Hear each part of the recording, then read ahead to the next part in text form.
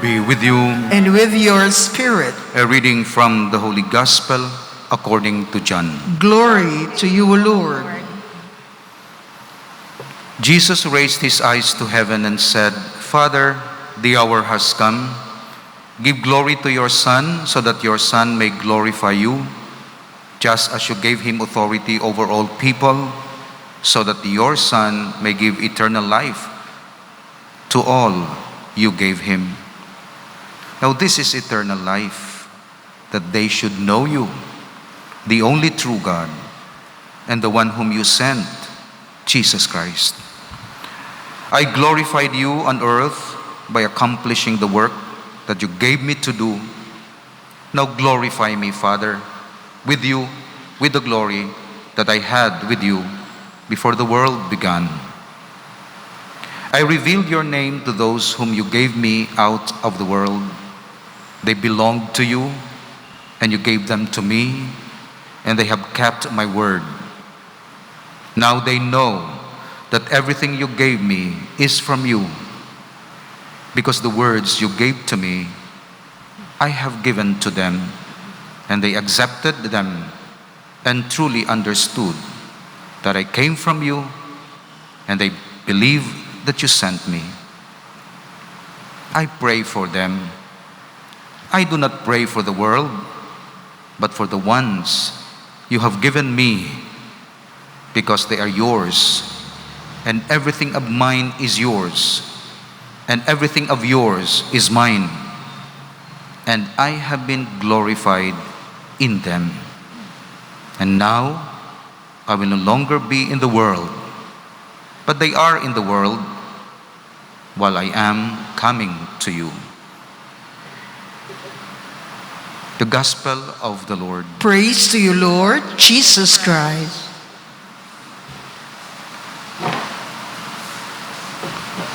May ara kita nga internal senses, spiritual senses. Kaangay sang aton 5 external senses, dapat tatapon nato ng aton spiritual senses. Kaya ang aton external senses among access naton sa external world. Kag kun damage ang imo isa sa mga external senses, limited ang imo access sa world, and therefore limited ang imo information and knowledge, and therefore experience and joy of being of experiences of the world. For example, kung bulag ka, hindi mo makita ang katahom sa kalibutan. O kung may mata ka, wala mo gintatap, na damage, limitado ang imo appreciation of colors and figures and signs sa kalibutan. Di ka kabasa sa mga manami nga mga balasahon. Di ka katanaw sang nami nga mga movies. Di ka kabasa sang Word of God. Basahan ka lang. Kaya di ka kakita. Dulunggan, importante man nga external senses, and you know the purpose of it. In other words, the more healthy ang aton external senses, the more nga ma-appreciate naton ang stimuli, ang information, and the more nga well-informed kita, the more nga maka-act kita accordingly. Of course, may internal senses, psychological, memory, intellect, pero wala ako nag-refer dira. Ang gina-refer ko ang spiritual. Analogy lang ang external senses. Mayara kita nga senses coming from our soul. Our external senses coming from our body. Okay, from our body. May spiritual senses kita. Una gid nga sense is the sense of God. The sense of God. That's why kung wala na develop ang imo sense of God, I think hindi mo mabalaan ang tudtuod nga purpose ang imo kabuhi sa kalibutan. Because only God can lead you, because He is the origin of life, the origin of everything. Diyos lang ang makapahangup sa imo sang mga bagay-bagay sa sining kalibutan nga hindi mo mahangpan kung ikaw lang. Sunod, kung may sense of God ka, mabalaan mo kung diin ka padulong. Wala ka lang nagapangabuhi, nga daw bulag, nga daw nagapangabuhi ka sa kalibutan, pero mambal mo, may langit. Kag ang katapusan sang amon kabuhi is beatific vision to see God face to face and to be with Him forever. Imagine na ninyo kung nagapangabuhi kita diri, kag wala man lang ni purpose. Wala siya sang eternal purpose. Kung very temporary ang purpose, what's the use? Mamata kita kun aga, mga budlay kita, and then we drink and eat and be merry, and then tomorrow we will die. So what's the purpose? Pero no, may purpose ang kabuhi diri. Eternal life. Kay kung anong ginhimo mo diri, sa kubos mo nga utod, kaging kilala mo ang Dios, hindi na madula sa imo. Madula gurong beauty mo. Pero ang imo soul, kagang disposition sang soul, padyaan. Meaning i-complete, i-perfect. Pero kung hindi maayo, penahan. Meaning, i-allow ka sang Dios forever amo ng disposition mo. Bad. The second sense is the sense of the church. Dapat ma-develop ang atong sense of the church. Meaning, we are part of the body of Christ. That we do not live only individually, separated from our brothers and sisters, as if we can attain to eternal life without the help of the church, of the community, without even the sacraments. As if you only pray and you exist alone, and you want to be saved alone, without any consideration of the needs of other people and their needs for prayer. Pero ang Katoliko, taas ang iya sense of church. That's why wala sang Katoliko nga wala sang parokya. Tell me, kung Katoliko ka, wala ka parokya? No. May parokya ka. Ang number one parokya mo, kung diin ka ginbunyagan. Kaduha mo nga parokya, kung diin ka ginasagod sang Holy Communion. Bisan sa diin nga parte sang kalibutan, layo-layo lang iban nga simbahan. Pero wala sang parte sang kalibutan nga wala nasakop sang simbahan Katoliko. Nga wala ginhambal sang Pope. Wala ka mo da pare. Wala ka mo da. No? Bisan sa Africa, bisan no kalapad dito mga parokya, may obispo na sila, sakop na nila dira. O, diri butang naton, kadto ka sa Miagaw, may pari dito. Kadto ka diri, may pari. Kadto ka sa isla sang Carles, may pari gihapon, Paris Prismo sa Carles. Wala. Kay hindi gusto ang simbahan ng isa ka Katoliko, wala sang source of nourishment, spiritual nourishment. Kag hindi gusto ang simbahan Katoliko nga wala ka sang sense of the church. Ano ang mga tao nga wala sang sense of the church nga Katoliko? Excommunicated. That's why mga excommunicated outside sa church. Excommunicated. Pero kung hindi ka excommunicated, even if you are a sinner, you're still part of the church and member of the church. That's why amuin ni ang ginahaytan naton, at least this year, sense of the parish. To feel with the parish, to think with the parish. Hindi mo kontra ang Pope, hindi mo kontra ang bishop. Upod mo ang Pope, upod mo ang bishop, upod mo ang parish priest. Hindi mo siya, hindi ta ka kontra, hindi mo ko kontra. Upod kita. May mga disagreements kita, pero does not mean kontrahanay kita. Amo ng sense of the church. Pero pamangkot ko, sa mga Katoliko, sa 100 ka Katoliko, pila ayhan ang may sense of the parish and sense of the church. Na pagmataya sa aga, may sense of God siya, kay gina-acknowledge, gina-worship niya. Kag may sense of the church siya, kay part sang iya time, part sang iya mission, part mismo sang iya life, part sang iya prayer, part sang iya solicitude, part sang iya budget, part sang iya life is one's parish. Pila ka porsyento do you think? Of course, don't answer. Just question for examination of our conscience. Next sense is sense of sin. Sense of sin, botang balon, na develop ang imo conscience to distinguish what is right and what is wrong according to the moral standard of God as indicated in the Ten Commandments. Abtik ka, na-develop ka. Gin-develop ka sang imo parents. Anak, hindi na maayo. Kagang bata, ay hindi gali maayo. Anak, very good. Amo na ang maayo. Kag na-develop sa bata ang pagkadako iya, balaan niya. Ay hindi niya maayo. Maayo ini. Kung kaisa gani, mas mapatihan pa, mas nagapati pa ang kabataan, di mapatihan, mas correct, mas nagapati pa ang mga kabataan sa ila teachers ang sa ila parents. Siling ni ma'am amo ni. That's why very important ang functions ng teachers. Kaya gina look up kita sang kabataan. Siling ni ma'am amo ni, siling ni ma'am amo na. That's why kung sala ang itudlo ni ma'am, ma-etch, mabutang sa memory sang bata. Nga kay kung supported pa sang environment nga hindi maayo, makita iya ang dayaay, makita iya ang paindisanay, makita iya ang egoism, makita iya sa example ni mama nga, basta, balaan nyo na, tinagaka-reinforce, hindi ma-distinguish ang bata, ang difference between what is right and what is good.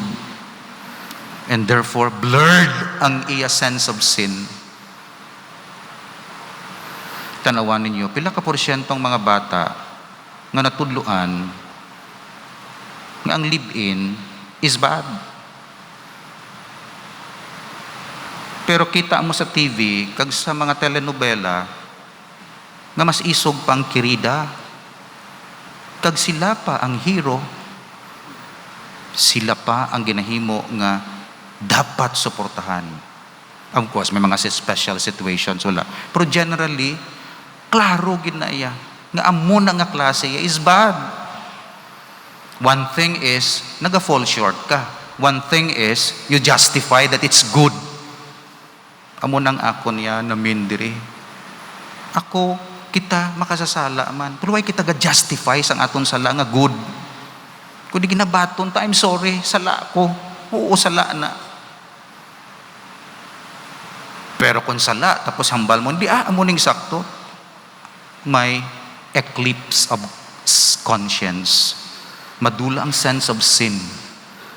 Kag kung madula ang sense of sin, di nakabalo ang bata mag-decide. Tungod hindi klaro ang values. Kag ang catechesis amo na tani, Christian education, Catholic University. That's why we have Catholic universities. Not only to train our children to become professional money earners, kundi Catholic universities, kay pag-graduate sang bata dira, at least may edge siya, kay kabalo siya what is moral and what is not.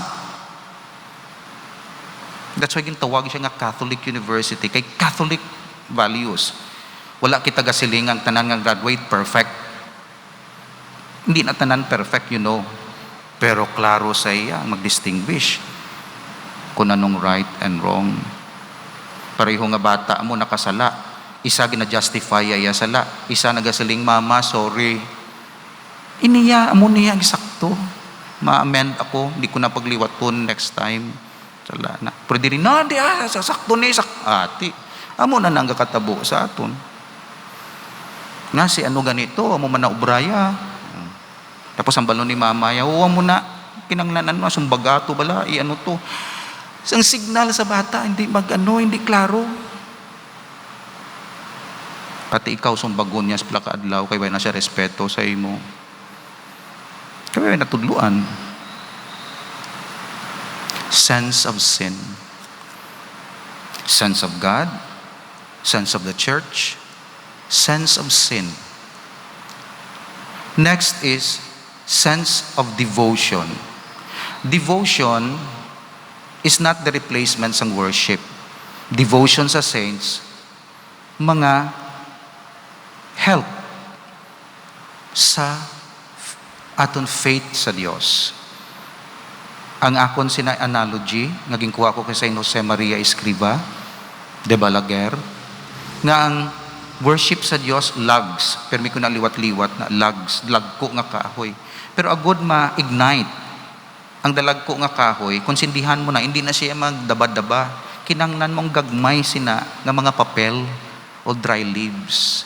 Nga amo na anay ang pa-start sang kalayo. Kaya kung mag-start ang kalayo, madaba-daba ang lugs. Ang lugs meaning 7 sacraments.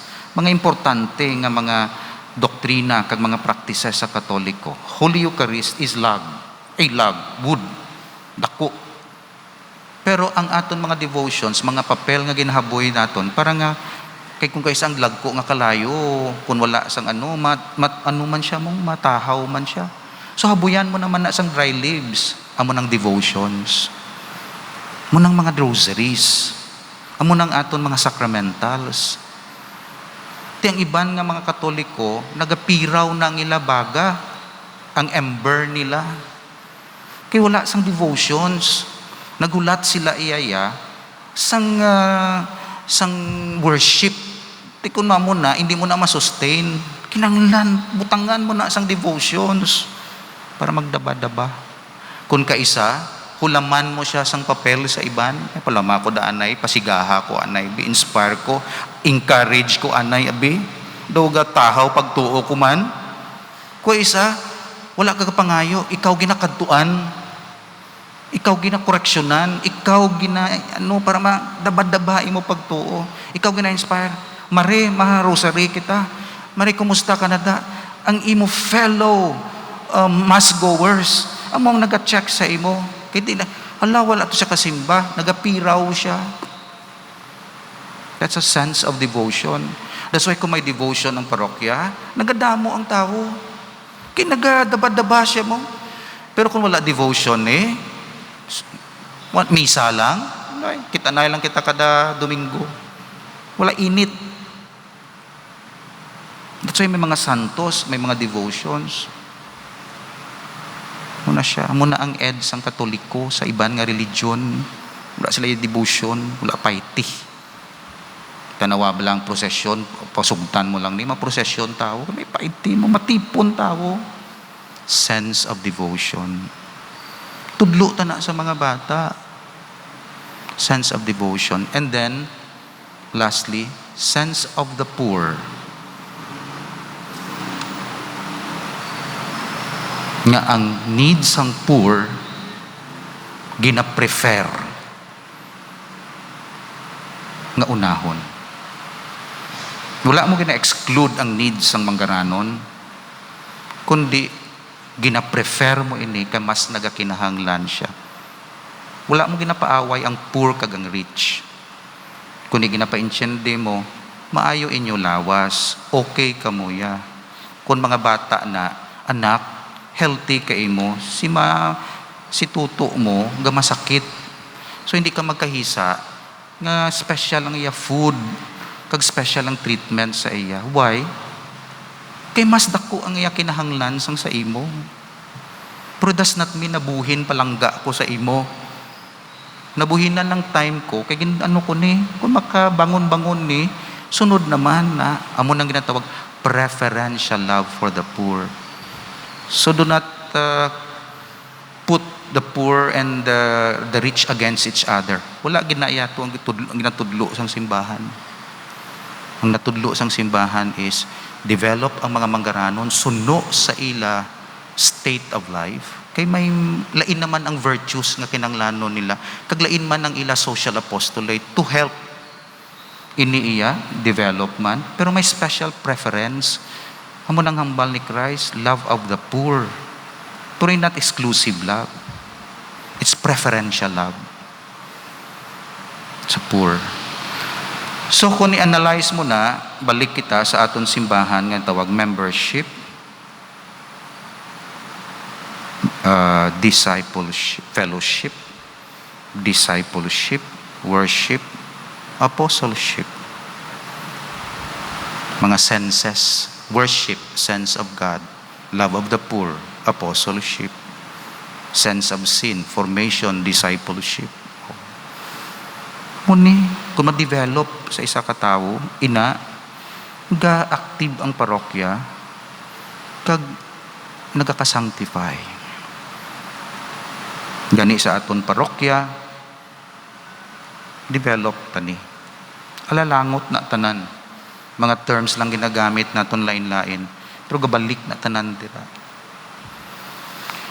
So muna manugpiesta kita, buligan naton kung kaisa service ang imo, kung kaisa fundraising ang imo, kung kaisa choir ang imo, kung kaisa buligan ta nga may sense of the parish. Kung kaisa prayer mo, masainan kita o halimbawa may mga assignment ang mga associations kun hapon di daw medyo pigaw how. May mga assignments kamo mo nga Monday amuning asosasyon ma-attend sang rosary representatives daw nagbaliwala. Ti ako ga-impose ako sina because prayer is to be imposed. Why? Because God commands us to pray. Kaya kung himuon mo lang ang prayer karon nga optional, why? Hambal ni Lord, pray! Pray! Pray! Why siya naghambal? I suggest you pray. Lagid siya. Or whether you pray or not, it's okay. No? Command siya gidya. Kag kung mag-command, kag mag-assign sang prayer, it's not because command ko nga parish priest, kundi minister ako nga ginahambal ko, pray!